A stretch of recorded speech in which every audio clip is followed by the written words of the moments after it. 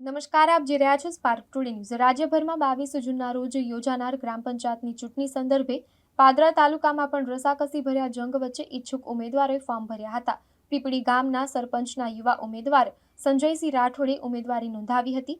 આગામી 22 જૂનના રોજ યોજાનાર ગ્રામ પંચાયતની ચૂંટણીમાં પાદરા તાલુકાના 49 ગ્રામ પંચાયતની ચૂંટણી યોજાનાર છે, જે સંદર્ભે ઉમેદવારી પત્રો ભરવાની પ્રક્રિયા હાથ ધરવામાં આવી છે। પાદરામાં અલગ અલગ 2 કચેરીઓમાં ઉમેદવારી પત્રો ભરવાનું હાલમાં ચાલી રહ્યું છે।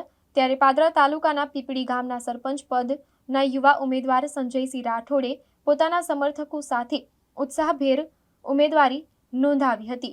જો કે ઉમેદવારી નોંધાવવા માટે તેઓ પાદરા તાલુકા પંચાયત ખાતે આવી પહોંચ્યા હતા અને સરપંચ પદ માટે ઉમેદવારી પત્ર ભર્યું હતું। તેઓ પોતાના સમર્થકો અને ટેકેદારો સાથે ઉમેદવારી પત્ર ભર્યું હતું।